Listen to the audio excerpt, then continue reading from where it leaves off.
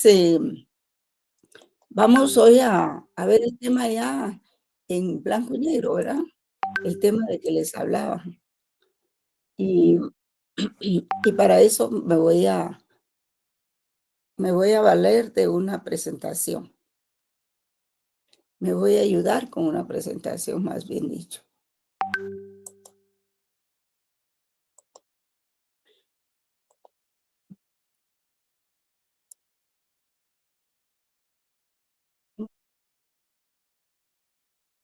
Creo que es esta.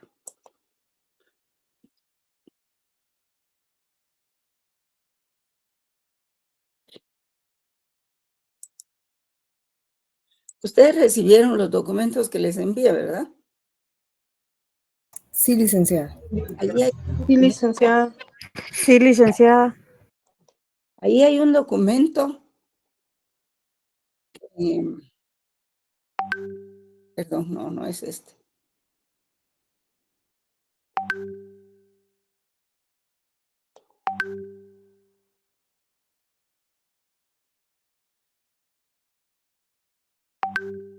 Es este.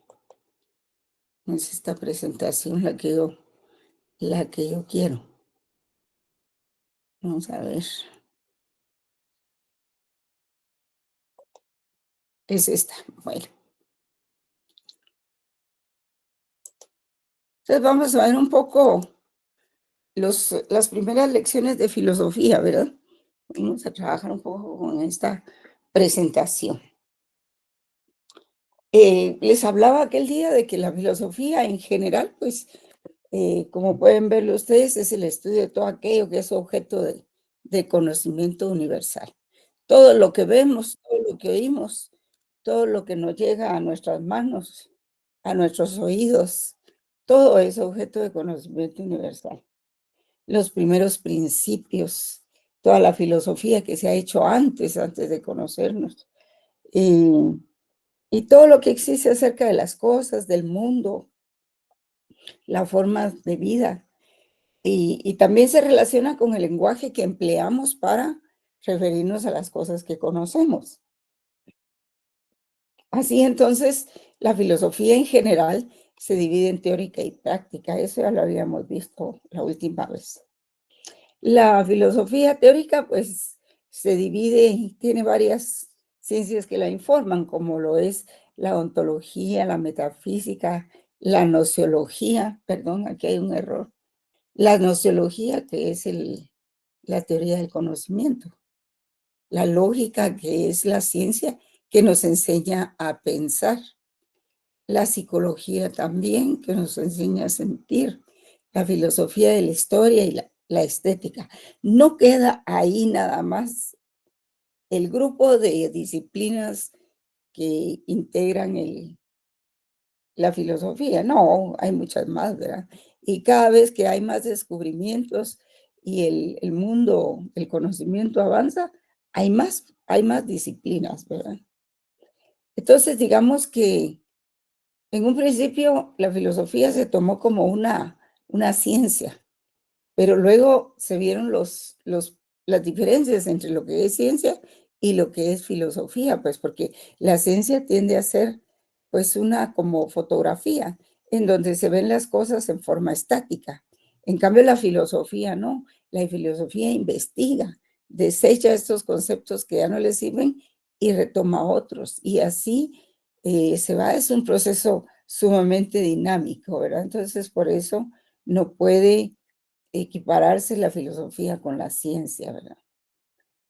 Y, y la filosofía práctica, pues, por supuesto, estudia los principios del obrar, o sea, del obrar del ser humano. Y por eso, o sea, de qué es lo que hacemos, ¿verdad? Cómo nos comportamos, qué pensamos, qué, qué hacemos en la vida. ¿Sí? Y esta se divide en filosofía. ¿Alguien tiene su micrófono abierto, jóvenes? Gracias. Porque si no, oímos cosas que no debemos oír, jóvenes. Por eso es que hay que apagar los micrófonos. Entonces, la filosofía práctica estudia los principios del obrar, de la conducta, ¿verdad? En el hombre. Y por eso se divide en cierta medida en filosofía, a su vez, ¿verdad? Filosofía moral y filosofía del derecho. Y últimamente, pues, se han agregado otras disciplinas, como por ejemplo, la semiótica, la semántica, el estructuralismo, en fin, varias disciplinas que vamos a ir viendo poco a poco. Pero empecemos con las primeras ciencias o los primeros conceptos de que se vale la filosofía en general para desarrollarse, ¿verdad? Y así, por ejemplo, ustedes saben que uno de los conceptos más sencillos era lo que todo el mundo decía, ¿verdad? Que la palabra filosofía proviene de las voces griegas filos, amor, y sofía, sabiduría. Y literalmente se traduciría como amor a la sabiduría o búsqueda del saber. Este vocablo surgió por un sentimiento de humildad de Pitágoras, un filósofo de la Grecia antigua, quien solía aclarar. Él decía, yo no soy un sabio, sencillamente soy un amante del saber. Y así indicaba que la soberanía y el amor a ella, en un principio, era la búsqueda permanente de la verdad, ¿verdad? Ortega y Gasset, permítanme un segundito, jóvenes.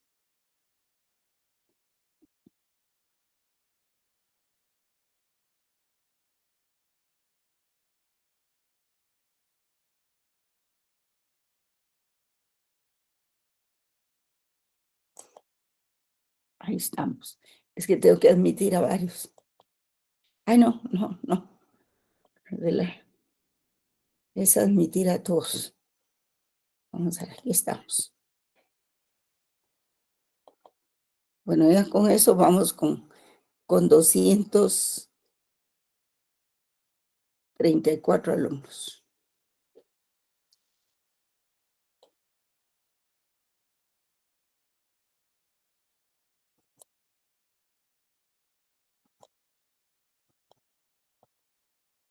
Bueno,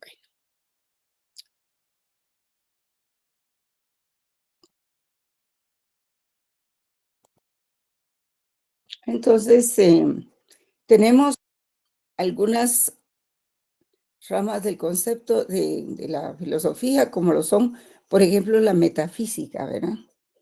Que atiende a todo aquello meta, es decir, es antes de la física, o sea, eventualmente puede ser todo lo que es inmaterial, ¿verdad?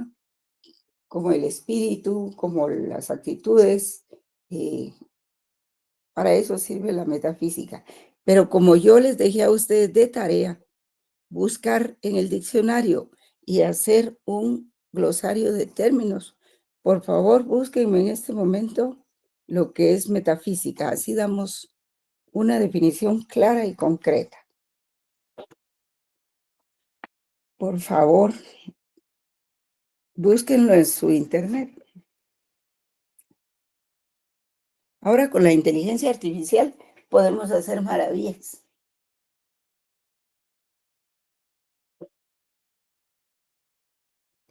Pues la metafísica se encarga del estudio de la naturaleza, ¿verdad?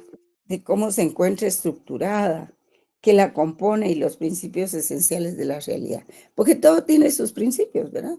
Por ejemplo, si los cuerpos, por ejemplo, si el agua hierve a 100 grados, es porque tiene un principio y es un principio natural, ¿verdad? No es inventado. Eh, ¿Alguien lo tiene ya? Buenas noches, licenciada. Sí, Buenas ya noches. tengo acá. La metafísica es una disciplina filosófica que estudia el ser y al no ser. Además, es una de las ramas más antiguas de la filosofía que en sus inicios no distinguía una rama de la otra. Y dice también que examinaba o examina tanto al ser físico como al ser inmaterial.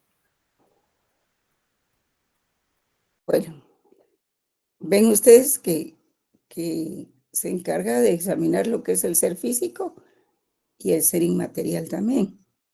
Entonces, sí, muchas gracias, compañero. ¿Hay alguien que levantó la mano? Saulo Velázquez. ¿Quería decir algo, Saulo?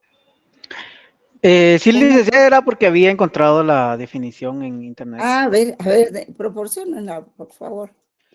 Dice: la metafísica es una rama de la filosofía que estudia la naturaleza del ser, la existencia y los principios fundamentales de la realidad. También puede ayudar a comprender la naturaleza del ser y la existencia, puede influir en decisiones importantes como elecciones de carrera, relaciones personales o el sentido de la vida. Muy bien, cómo no. Muchas gracias. Pues ven ustedes que ahí hay varias definiciones de metafísica, ¿verdad? Entonces, también hay un objetivo de la metafísica, que es alcanzar una mayor comprensión empírica del mundo, tratando de conocer la verdad más amplia del porqué de las cosas. Y la metafísica se apoya en 3 interrogantes, ¿verdad? ¿Qué es ser? ¿Qué es lo que hay? ¿Por qué hay algo? Y no más bien la nada. Muchos se preguntaban, ¿qué es la nada, verdad? Pues es la ausencia de algo. Pero ¿y la nada? Entonces, ¿qué es? Y la nada nadea, decir. ¿Verdad? Entonces, pues hay muchas cosas ahí. Em, lo cierto es que es una de las ramas que informa a la filosofía en general, ¿verdad? Vamos a pasar a la nociología. La nociología es una disciplina muy importante, quizá es toral, es la disciplina más toral para la filosofía en general. Algunos la dividen, ¿verdad? Por ejemplo, aquí este autor dice que la nociología se asocia con la epistemología. Y aquí está, al igual que la nociología, se enfoca en el estudio del conocimiento, ocupándose de problemas como los hechos de tipo histórico, psicológico y sociológico, que conducen a la obtención del conocimiento, así como los juicios por los cuales se les da validez o se los rechaza. Entonces dice que la nociología eh, posee 3 clases de conocimiento. El primero dice es el conocimiento proposicional. Este conocimiento se encuentra relacionado con la proposición de saber qué. Por ejemplo, todos saben que 2 más 2 son 4. Sabemos que la luna orbita alrededor de la Tierra, o que se tiene un dolor de cabeza, un dolor de muelas, o que tenemos una enfermedad. O sea, cada uno de estos conocimientos son diferentes entre ellos. Sin embargo, todos tienen en común que son conocimientos basados en una proposición. A ver, jóvenes, encuéntrenme la definición de proposición, por favor. Aquí no basta solo con mencionar las palabras, hay que saber de qué se tratan. ¿Alguien tiene ahí en el diccionario de Google una Yo, definición de preposición? Sí. sí, dice expresión de un juicio entre dos términos, sujeto y predicado, que afirma o niega este de aquel, o incluye o excluye al primero respecto del segundo. Bueno. ¿Habrá alguna otra definición por ahí? Es que esa quedó un poquito corta. Buenas noches, licenciada. Buenas noches, compañera, mucho Fíjese gusto. que tengo otra definición que dice que en lógica una proposición es un enunciado que se puede evaluar como verdadero o falso. Ajá. En lingüística es una oración que se analiza desde el punto de vista semántico. ¿Podría repetir eso último, si me hace el favor? Claro que sí, dice que en lingüística es una oración que se analiza desde el punto de vista semántico. Bueno, esa es una proposición. Bueno, sí, se utiliza mucho en gramática, ¿verdad? En gramática nos enseñan lo que son las proposiciones. Ahora bien, la segunda El segundo conocimiento que tiene la gnoseología, dice aquí, es el conocimiento práctico. Vamos a ver a qué se refiere. Este conocimiento se encuentra vinculado a la expresión no saber qué, sino saber cómo. Y se obtiene al contar con las destrezas necesarias para realizar una acción. Por ejemplo, se dice que las personas saben cómo redactar una carta, saben cómo amamantar a un bebé o saben cómo andar en moto. Entonces, ahí ya estamos en otro nivel de conocimiento. Y el último es el conocimiento directo, que se encuentra vinculado con la expresión conocer. Y es aquel conocimiento que se obtiene de los entes. Por ejemplo, una persona dice que conoce a su perro, que conoce una canción, etc. Bueno, hay otras definiciones. Miren, estas no son las únicas. Hay muchas definiciones de lo que es nociología, pero yo quiero decirles que en el proceso de conocimiento existen dos tipos de conocimiento, que es, por ejemplo, el conocimiento empírico, que es el conocimiento cotidiano, el conocimiento ordinario que le dicen, o sea, el conocimiento que nosotros practicamos todos los días, tenemos todos los días. Nos levantamos, tomamos nuestro carro, desayunamos, nos vamos al trabajo y vemos un montón de cosas en el tránsito. A veces hay accidentes, a veces no. Entonces, eso que nosotros hemos visto, pues es nuestro conocimiento cotidiano, lo que vemos por nuestros ojos, oímos y todo eso, que no requiere mayor análisis. A veces sí requiere un poco de análisis. O también el conocimiento que leemos en los periódicos, ¿verdad? Y también está el conocimiento epistemológico. Entonces, el conocimiento cotidiano, el de diario, se llama doxa, ¿verdad? O conocimiento empírico. Y el otro conocimiento que es científico, que está formado por epistemes, o sea, verdades científicas, es la otra parte del conocimiento. Entonces hay dos caminos, hay dos formas de adquirir el conocimiento, ya sea en forma empírica o en forma epistemológica, ¿verdad? Yo creo que ahí no hay duda, ¿verdad? Queda claro. Después lo vamos a volver a ver. Hay otras ramas de la filosofía en general, ¿verdad? Y, por ejemplo, la lógica, que es la ciencia de los fundamentos de la inferencia válida y la demostración. A ver, pueden buscar en el diccionario qué es inferencia.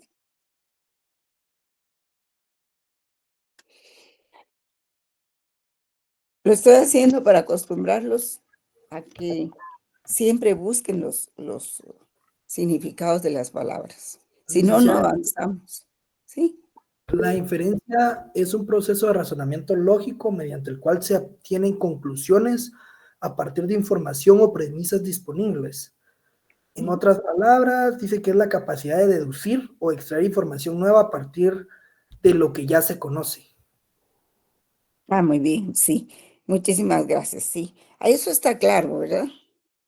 Nosotros inferimos que el curso de filosofía va a ser un poco difícil, probablemente, ¿verdad?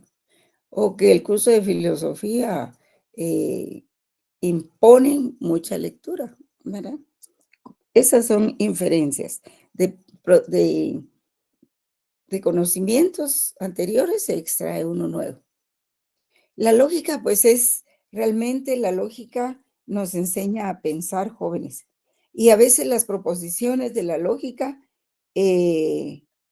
para ella no basta no es necesario que las proposiciones sean científicas. Lo que importa en la lógica es que sean válidas, ¿verdad? Vamos a ver.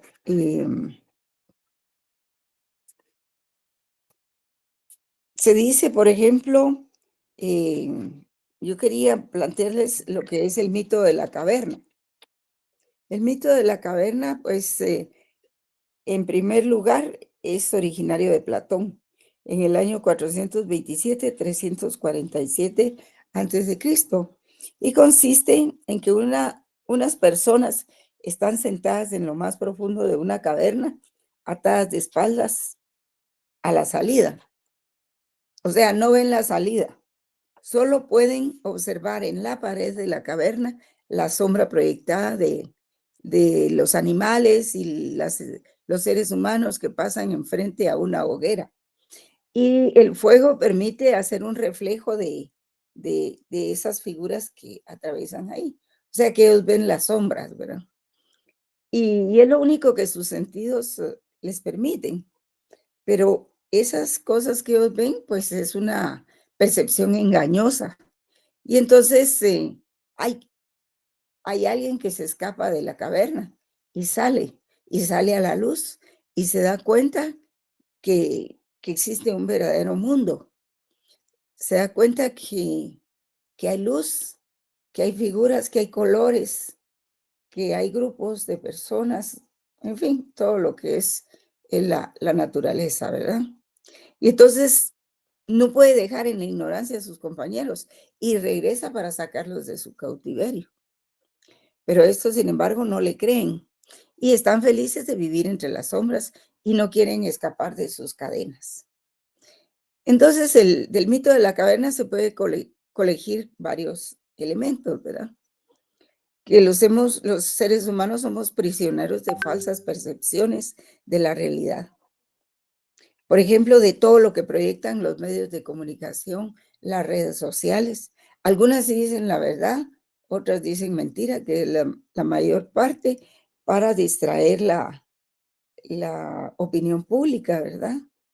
Y estos nos presentan una realidad falsa y distorsionada. Y nosotros poseemos muchos prejuicios, además, o conocimientos que creemos que son verdaderos, pero que carecen de fundamento. Y que no queremos a veces luchar para romper nuestra propia ignorancia. Y, y pues estamos en una zona de confort. Yo aquí estoy bien, estoy en mi casa, tengo mi computadora, estudiando mi carrera y tengo mis ingresos, no tengo ningún problema. Pero afuera es donde está la verdadera realidad. Y todo el mundo piensa así, y por eso es de que, pues como dicen algunos autores, ¿verdad? Fracasan las democracias, fracasan los pueblos, los gobiernos y todo, porque nadie quiere involucrarse. Y entonces la filosofía es un arma que nos puede liberar de esa prisión, de la ignorancia. Nos permite construir un pensamiento crítico que conduzca a descubrir la verdad y no a conformarnos con falsas ilusiones de los medios de comunicación o de nuestros propios prejuicios. Un momentito.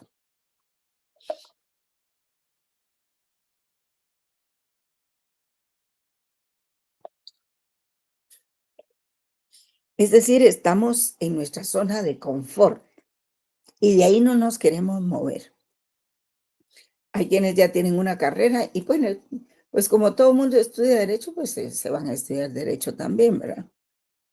Y entonces, por supuesto que cuando se decide liberarse de esos prejuicios, el proceso es doloroso, no es fácil, ¿verdad? Estamos acomodados a las falsedades y nos resistimos a cambiarlas.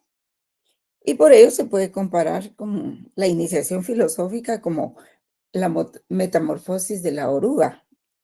Ustedes han visto ahí a los gusanitos, las orugas que andan caminando, andan comiéndose todas las hojas de las plantas. Pero de repente vienen, suben a la pared y se cuelgan. Y entonces empieza un proceso de renuncia a ese confort, a esa comodidad, que es doloroso eventualmente, pero que conduce a una identidad más plena, que es cuando ellos rompen la oruga y se convierten en mariposas. Pues ese es un poco el mito de la caverna, ¿verdad?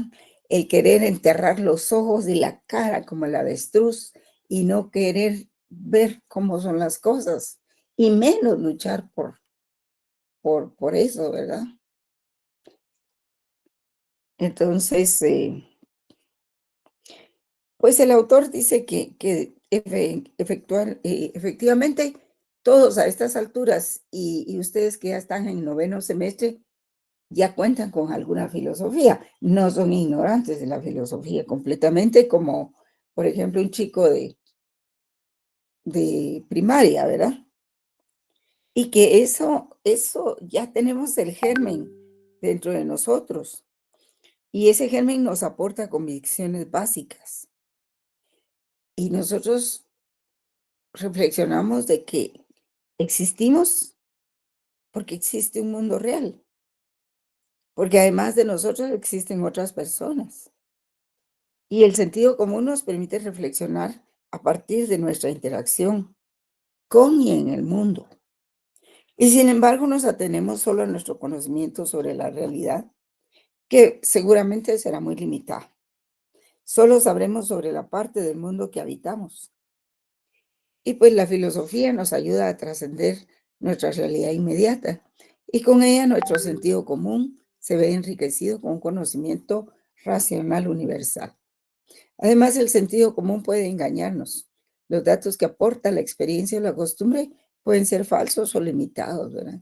Por ello, al asumir una actitud filosófica, superamos las limitaciones y los errores a que nos puede conducir el sentido común. Ofrecer una definición cerrada de esta disciplina sería traicionar su esencia misma, ¿verdad? Y algunos filósofos pues describen que existen ciertas características fundamentales en este proceso, ¿verdad? Y uno de ellos es el conocimiento crítico. La actividad crítica pone en duda su conocimiento cotidiano, lo enjuicia, o sea, lo somete a juicio, a evaluación, y está abierto a cambiarlo. El filósofo tiene una gran capacidad de reinterpretación gracias a su tendencia a la observación y al análisis. La filosofía es también desmitificadora, es decir, combate los mitos. Los mitos no existen en filosofía, pues tiende a liberarnos de prejuicios, mitos y conocimientos falsos y sin fundamento. La filosofía también implica la necesidad de tener una certidumbre radical, o sea, una certeza en lo que conocemos, porque no se conforma con respuestas superficiales. Examina con paciencia cada respuesta, descarta aquellas que no son satisfactorias y solo se satisface cuando encuentra respuestas que le ofrezcan una certidumbre radical acerca de su interrogante. Y también la filosofía intenta establecer los verdaderos fundamentos sobre los que se erigen nuestros conocimientos. Trata de ofrecer una visión total o universal, aunque la interrogante surge de un hecho fortuito o causal al someterlo a una rigurosa contemplación y análisis que conduce poco a poco a respuestas que vienen a, ¿cómo podría decir yo?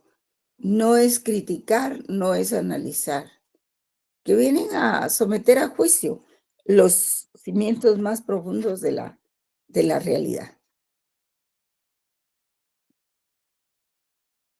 O sea, y todo esto nos ayuda a adquirir sabiduría. Y de lo anterior se deduce que la filosofía es una forma de praxis social. Aunque es especulativa y racional, encamina siempre sus meditaciones hacia la solución de problemas reales con los que se enfrenta el ser humano, ¿verdad? Entonces, hay un problema filosófico muy importante, jóvenes, que es el de la libertad.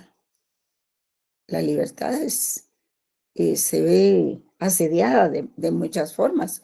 No necesariamente es estar en prisión, ¿verdad? Es que nos acoquinan muchas cosas. A veces nuestros padres nos acoquinan con algunos prejuicios. O después cuando ya somos mayores, no queremos pasar de cierto nivel de crítica o de conocimientos. Y entonces, pues la lógica nos enseña a pensar, ¿verdad? Y de ahí se derivan otra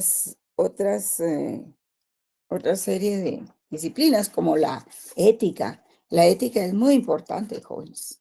Y precisamente voy a darle un giro a los trabajos de ustedes porque creo que mejor vamos a organizar grupos de 5 y el trabajo que van a hacer es analizar sentencias de la Corte de Constitucionalidad. Cada grupo de 5 va a analizar una sentencia de acuerdo a lo que es la lógica, la ética, la moral, etcétera. Vamos a hacer ese trabajo mejor. Creo que es más productivo y les va a dejar mejores frutos a ustedes. Bien, también tenemos la ética, que se encarga del estudio de la moral, ¿verdad? ¿Cuántas faltas a la ética se han cometido en todos los actos de la administración, joven? ¿Cuántas? Y yo no digo que la administración sea perfecta, por supuesto que no, pero en su mayoría debería ser mejor, debería estar bien. El gobierno debería dirigir, pero, pero se ven tantas cosas. Entonces la ética se encarga del estudio de la moral, pero la moral aquí tiene algunas cuestiones que vamos a describir. Cuando se habla de la moral, generalmente, y esta es la diferencia entre moral y ética, generalmente nos referimos a la moral social. Por ejemplo, ¿qué pasa en nuestra sociedad? En general, no digo que algunos disientan, pero otros no. En nuestra realidad se rechaza el matrimonio homosexual, ¿verdad? La moral social nos dice que eso no lo permite nuestra sociedad, porque nuestra sociedad es muy conservadora, aunque hayan algunos que piensen lo contrario. Se trata de las mayorías. Esa es la moral social y a eso es que nos referimos en filosofía. A lo que piensa el grupo, ¿verdad? Por ejemplo, pues tampoco ninguno está, o casi ninguno está de acuerdo con la corrupción, a no ser que la practique, ¿verdad? Pero a todos nos cae mal que se han robado el dinero de las carreteras. ¿Por qué? Porque nos tienen aquí todos apretados, no tenemos cómo salir. Los que salen a las 8, se presentan a las 8 de la mañana, salen a las 5. ¿Por qué tienen que salir 3 horas antes? Y a esa hora no se puede desayunar, ¿verdad? Y muchas de las necesidades fisiológicas cuestan mucho en esa hora. Entonces estamos prisioneros y esa es otra forma de limitar la libertad, ¿verdad? Entonces vamos a ver que la ética puede ser social también, pero puede dividirse. La moral es lo que piensa el grupo, ¿verdad? La moral social. Y la ética se dirige más, también es social, pero se dirige más a lo que piensa el individuo, en su interior, hacia sus adentros. Y esto depende de los principios, de la educación, de la originalidad o de la legalidad que el individuo conozca. Y así va a ser su ética. Por ejemplo, si yo por ejemplo, sé que le debo 100 quetzales a mi vecino, me voy a poner de ejemplo, pero digo, sí, yo le debo 100 quetzales a mi vecina, pero como no me los ha cobrado, no se los voy a pagar, ¿verdad?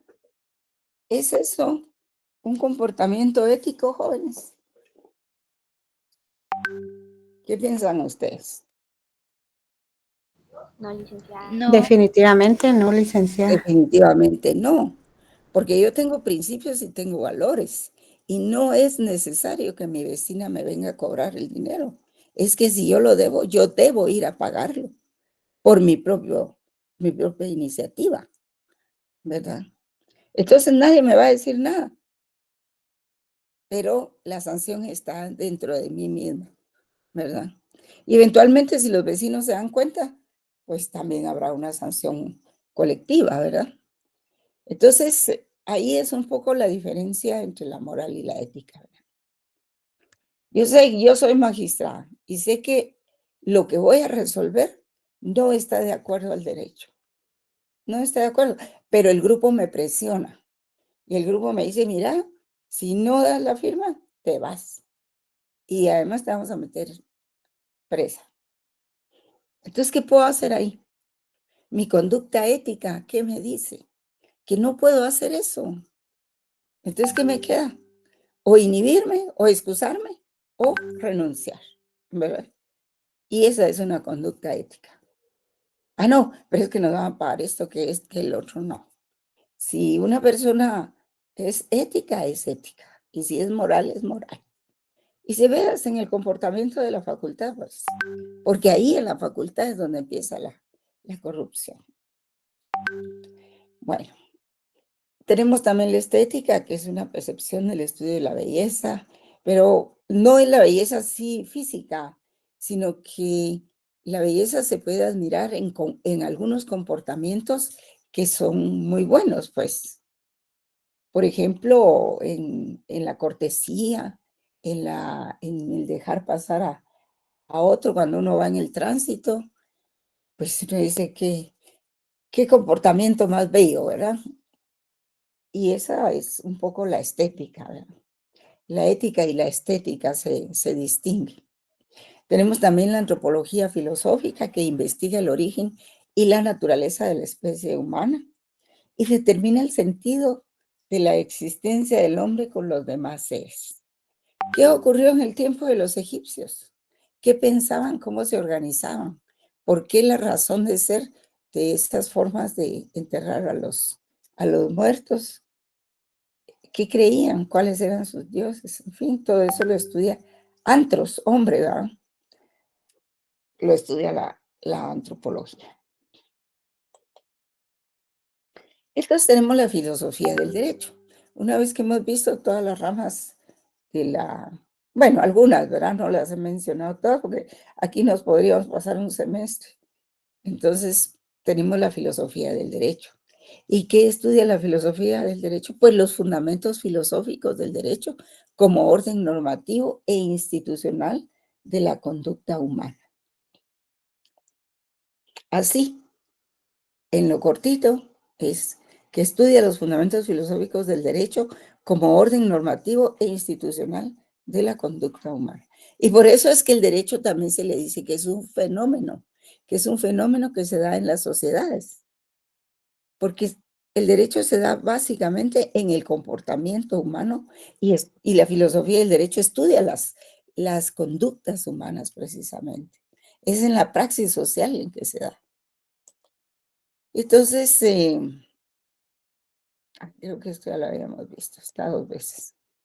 Entonces, como teoría y crítica, como teoría crítica y como filosofía de la experiencia jurídica, la filosofía del derecho debate y cuestiona los fines que persigue el derecho, las funciones sociales que efectivamente cumple y los principios morales que la inspiran. Trata, pues, de las cuestiones filosóficas planteadas por el hecho jurídico, por la existencia y la práctica de las normas.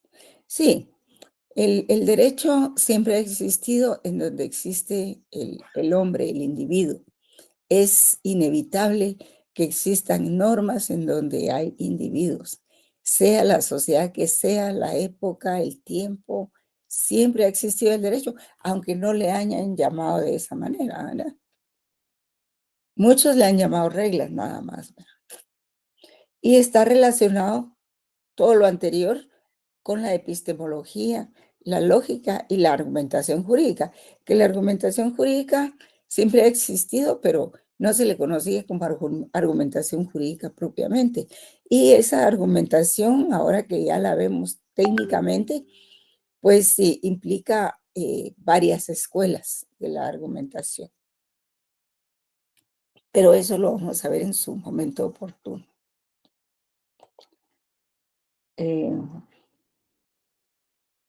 Esto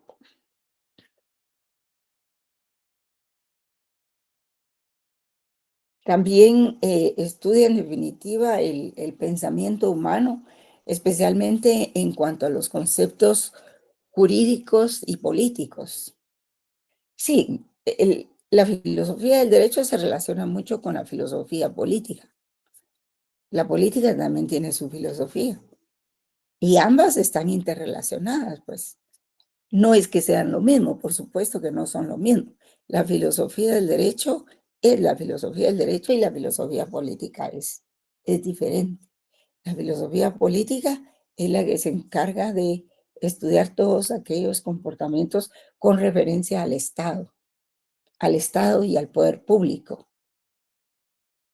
Entonces, en cambio, la filosofía del derecho se acerca más a la comprensión del concepto de justicia, ¿verdad? También se acerca mucho al fundamento filosófico de los derechos humanos. Que en derecho natural, digamos en el justnaturalismo, se conoce como la dignidad, ¿verdad?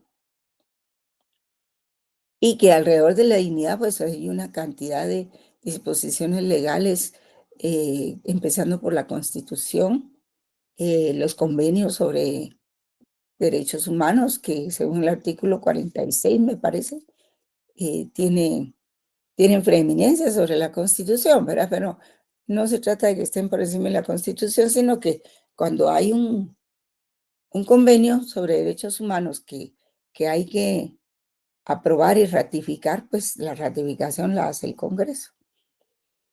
Y esa ratificación se hace por medio de un decreto del Congreso, que es una norma ordinaria.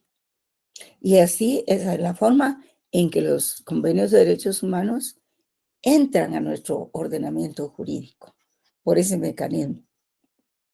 Y cuando los jueces dan sus sentencias, por ejemplo, en derecho laboral, los jueces, en todas las ramas del derecho, los jueces tienen que hacer invocación, tienen que basarse, fundamentarse en los convenios internacionales. Primero citan los convenios internacionales, luego citan la Constitución, luego las normas ordinarias en que fundamentan sus resoluciones, ¿verdad? Y ese pues es el fundamento filosófico de los derechos humanos. También en cuanto a la relación del derecho con la sociología, la antropología, la psicología, la moral, la ética, etc. Entonces, cuando nosotros conocemos todas esas ciencias que ya hemos visto, que es la ontología, que la ontología pues conoce el ser, las cosas, la axiología que estudia los valores, que eso poco lo hemos mencionado, la ética, la moral, la antropología, la psicología, la lógica, y dentro de toda esa maraña de cosas surge la cuestión del derecho, ¿verdad? Y cuando aparece la cuestión del derecho es cuando se le delimita y separa las normas jurídicas de otras manifestaciones, como lo son los hechos naturales, la moral, los convencionalismos sociales y el poder arbitrar. Imagínense ustedes qué esfuerzo hicieron los filósofos de aquel tiempo, del siglo XVII y XVIII, para separar lo que eran las normas morales, las normas convencionales, los convencionalismos sociales, de las normas jurídicas. ¿Cómo hicieron para hacer esa separación? Y todo empezó con el derecho internacional. Realmente empezó ahí, con el derecho internacional público y privado. Eso fue el inicio. Y luego con el derecho internacional privado, porque si bien es cierto que existía una norma general del derecho, que era la Constitución de Roma, ¿verdad? Y que esa era la ley general, las pequeñas ciudades o localidades necesitaban una norma local para poder arreglar todas aquellas diferencias que no eran objeto de una norma general, sino que eran objeto de casos particulares. Y ahí fue donde nació el derecho internacional privado también, ¿verdad? Entonces, la misión de la filosofía del derecho es desenvolver el concepto del derecho y ver cómo aparece en la vida humana. También lo es, en segundo lugar, la misión de la filosofía, enseñar en qué consiste la justicia y qué es lo que fundamentalmente constituye la idea del derecho. ¿Cómo puede triunfar en la práctica? y cuál es su significación para la historia de la humanidad del derecho. Y alrededor de eso se han escrito cantidades de libros, ¿verdad? Pero a pesar de que existe mucha bibliografía sobre el tema y a pesar de que hay muchas ideas y muchos conocimientos, no hay que perder el hilo, jóvenes. No hay que perder el hilo de la filosofía del derecho. Y entonces, porque también el derecho nos sirve para conocer cuál es la noción de la justicia.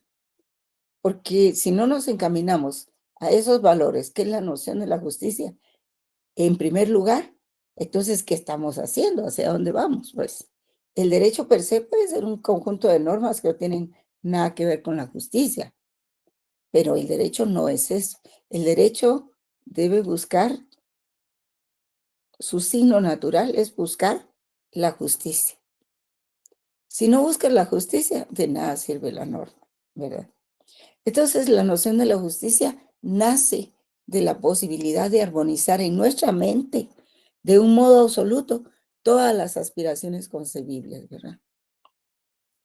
Entonces tenemos al final, después de esto, porque esto ustedes lo van a encontrar en ese documento que yo les envié ayer, creo que ayer se los envié, que se llama Máximo Pacheco. Tiene una pasta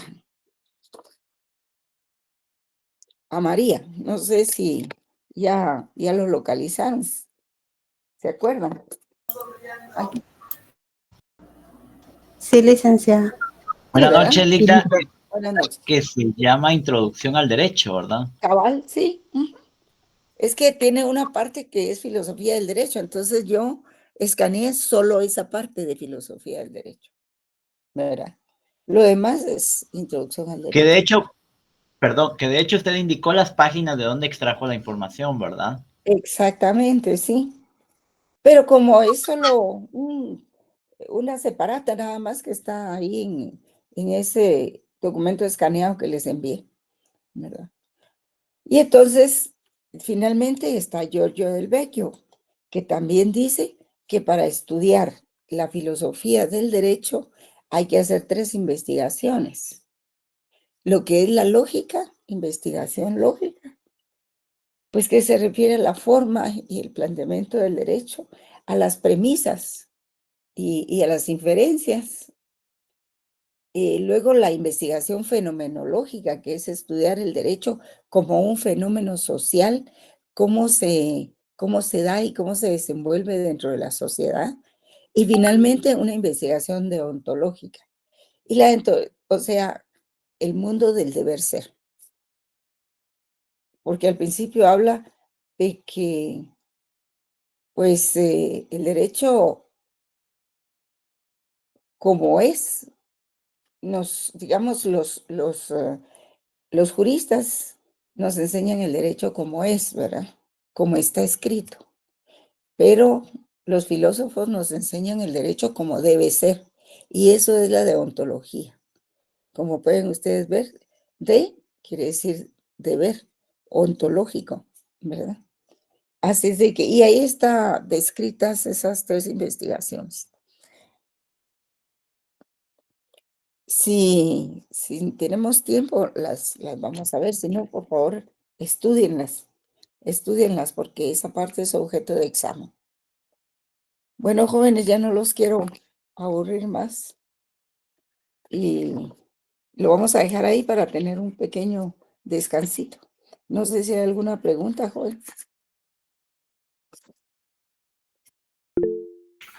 No, licenciada, muchas gracias. ¿No? Va.